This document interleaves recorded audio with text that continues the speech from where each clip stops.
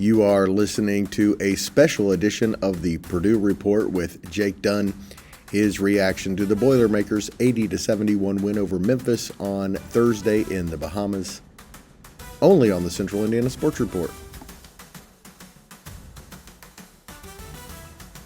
Welcome back to the Central Indiana Sports Report, Boilermaker fans, for a special edition of the Purdue Report with Jake Dunn, reacting to the top-ranked Boilermakers' 80-71 win over the Memphis Tigers in the Bahama Championships. Jake, it wasn't pretty. The good news is they won, and they get to erase all the memories of it in just 24 hours. To your point, not pretty, but it was gritty. Purdue showed that, they can win games when they're not shooting the ball particularly well. They showed they can win games when Braden Smith isn't at his best, and really, he had 10 assists, so that he was, put a stamp on the game that way. But from a scoring perspective, he was pretty non-existent. So I was impressed with Purdue's grit in this game, but yeah, not a pretty game. 5 points for Braden Smith. I think 3 of those were lucky, but he had 11 assists and was just marvelous in transition. Clearly the best floor general in college basketball. On the other hand, Fletcher Lawyer and CJ Cox were fantastic, particularly down the stretch, and they probably don't win the game if not for the two of them, for sure. 13 for 24 combined, 8 for 17 from behind the three-point line, and it seemed like every time they needed a basket, it was one of those two.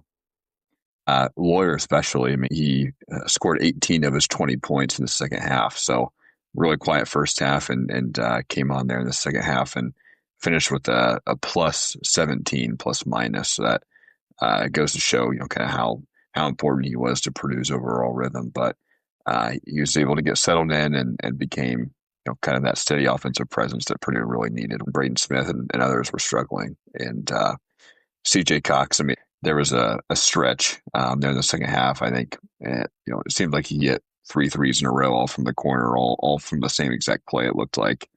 So he was really impressive. 18 points on 7 to 10 from shooting during that 10-0 run there in the second half, late in the second half. He hit 5 of those 10 points there in that 10-0 run, 4-7 from 3, and a plus 11. So he was the shot maker and the stabilizer that Purdue really needed down the stretch. I don't know if you call it a breakout game, because I think it's going to be Braden Smith, Trey Kaufman-Renn, Fletcher Lawyer, and another guy. So I'm not expecting CJ Cox to be scoring 18 points a night, going 7 for 10 from the field, 4 for 7 from the three-point line. But he has proven that he is capable of being that kind of player. I think ever since his breakout performance last year against Alabama in Mackey, I think that's kind of put teams on notice that, okay, this guy can score, this guy can get his own shot, this guy's a good shooter. So we actually need to get out on him and pay attention to him.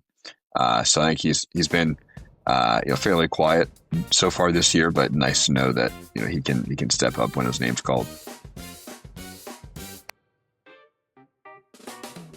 Jay, we talked about some good things. Let's talk about a couple of rough things. Trey Kaufman-Renn and Oscar Clough were very good offensively. Combined, they were 9 for 12. They had 18 combined rebounds as well, 23 combined points. That's the good news. The bad news, they gave up 15 more offensive rebounds, and that is just a clear weakness at this point. After 2, pretty good performances against Alabama and Akron of really kind of dominating the glass, especially against a Memphis team that wasn't particularly good, especially on the boards. I hate to see them give up 15 offensive boards. Their defensive rebounding percentage dropped to 60.5% for this game. It's well below their season standard. And they were able to kind of get some key rebounds down the stretch. I think they were hurt a little bit by the officiating in this game. Trey Kaufman-Renn got in foul trouble. Oscar Clough was in foul trouble. some of those calls, it just didn't look like, at least from the broadcast, didn't look like that there was really much there. And one, the broadcast was terrible. The announcers weren't very good. The production was terrible.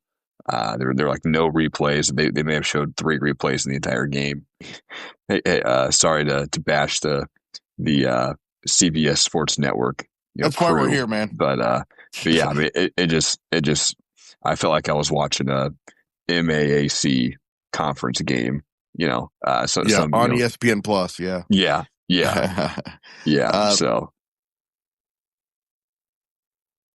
We weren't the only ones doing it, though. Fletcher Lawyer said it was like an AAU game more than a college basketball game.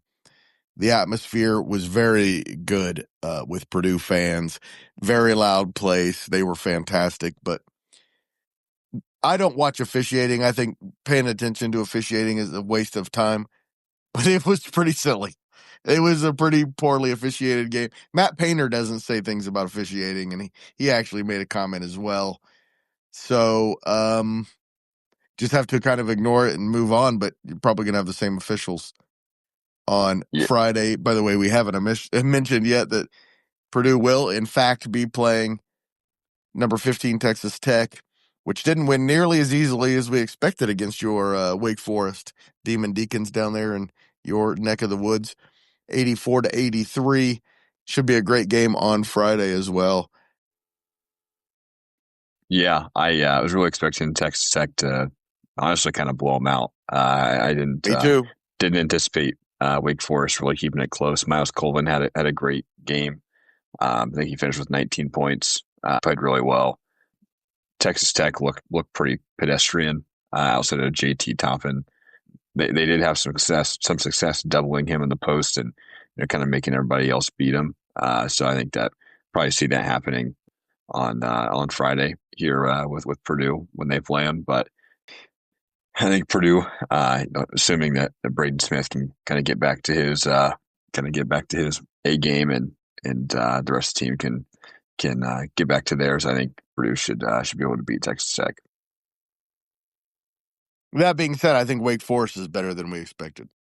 Yeah, I would say so. They played Michigan pretty close. Right. Kind of blew They're only that lost in game. overtime at Michigan. They played Texas Tech pretty close, so I think they'll have some success here in the ACC, and if this keeps up, probably have a good shot at making the tournament. All right, Jake, we talked about the good and the bad of Thursday's game. We talked about Friday's matchup, again, a top 15 matchup. Let's talk about some other news and notes from Thursday's game. Jack Benter played the most minutes off the bench for Purdue, and his fast break dunk was a huge play, his only 2 points of the game. Really surprised Jack Benter played the 6th most minutes on the team, and that just stuns me.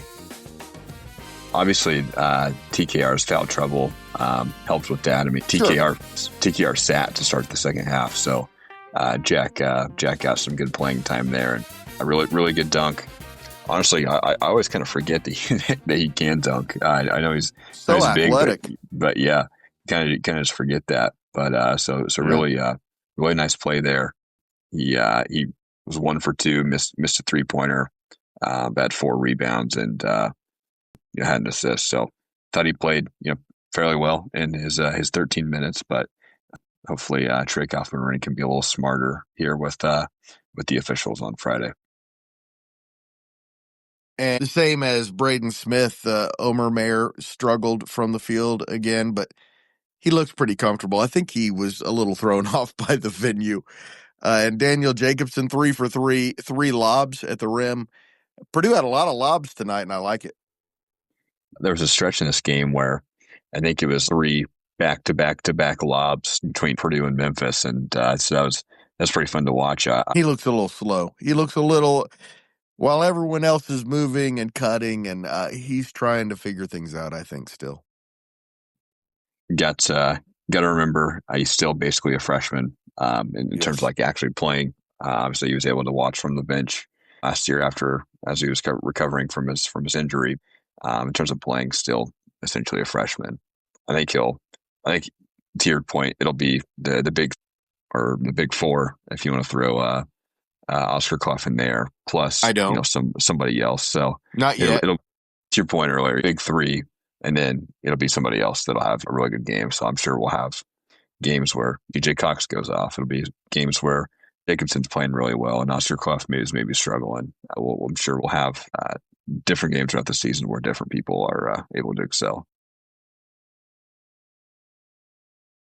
So I don't think Oscar Clough really pushed him that hard. I think he was just kind of like up in the air and fell.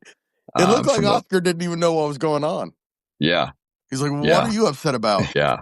But another thing I wanted to point out here is it's like, can we at least get these kids that are mopping up the floor like some actual mops? I mean, they were just not good at their jobs either. People were falling down all game, it felt like, and so we either got to get them better equipment. There's high schools that have those mops that people use on the court to wipe up sweat and stuff on the floor and people falling. But these kids look like they've never done that before. Could have potentially lost Braden Smith for the season when he fell, and I think it was in the second half, but he kind of slipped and almost lost control of the ball. They called a backcourt violation on it, and that was a terrible call. The ball never fully crossed into the front court. Honestly, yes, I want Purdue to win, but honestly, I just kind of care about staying healthy and just getting back to them out of there. Great schedule. Matt Painter's done a really good job when he's had good teams of putting together the schedule that they need, and when they're not quite as good, backing off a little. Memphis is a quality win-ish. Texas Tech will be a quality win on Friday. And Jake, I'm seeing apparently this game's at 9:30, not 6 like we expected. So it will be Saturday morning before we get that podcast on.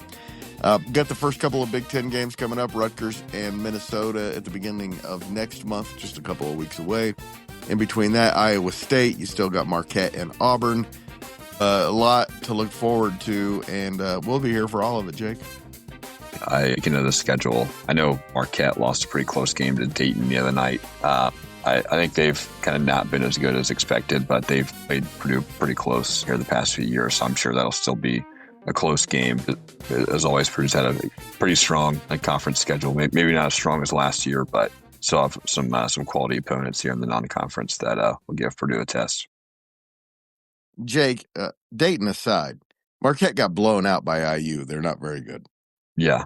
IU has proven since then that they're not very good. They're not horrible like they were the last couple of years, impossible to watch. But they're not very good either. They blew out Marquette on a neutral court. With that being said, the Big Ten, 78-6 so far. I was watching the Alabama-Illinois game the other night, and I was kind of expecting Alabama to win, which they did. I just don't think Illinois, at least now anyway, I don't think they're as much of a complete team as what people kind of think they are. So Tipton alum Ben Hummerkaus hit a couple big threes in the game, so I was excited to see him hit those. But I definitely thought Alabama was a better game, and especially being on a neutral site. I know it was in Chicago, still large majority of the crowd would be in Illinois, but with it not being at Illinois, I thought Alabama had a pretty good chance to win. So it's a close one, but Alabama was able to pull it out. It was a good game. I think we'll see with Illinois coming up next week.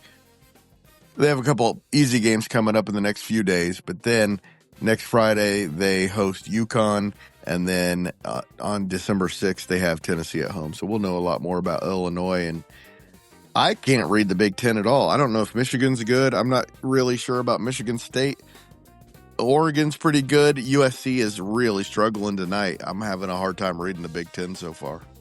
Same here, and it may be one of those things where we don't really know until we get to conference play. But I think hopefully I don't eat my words here, but I don't think Michigan State's really that good unless they're just shooting lights out like they were the other night against Kentucky. I don't think they're really that good. Here's what I think, Jake. I think there are a lot of teams on the second level of the Big Ten with Purdue on its own. Maybe I'm wrong. I have a feeling in the end it's going to be Purdue on their own level of the Big Ten.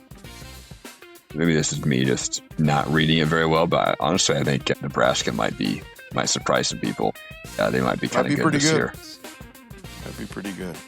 They got Connor Essegian, Indiana native, so they've got a pretty solid roster, and I think they'll give people some fits this year.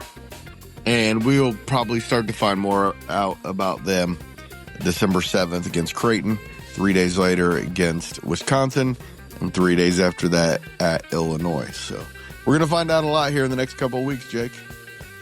And to your point, Big Ten play starting here in a few weeks. So definitely find out a lot then. All right, let's do it again after Friday night's win. All right, sounds good. See you then. Boiler up. Boiler up. Thanks to Jake, and thank you so much for listening. Please do us a huge favor and share this podcast with a Purdue fan in your life. Help us spread the word that we're here talking about what Central Indiana sports fans are talking about every single day. The Central Indiana Sports Report is a product of ITG Media, and I love Susie.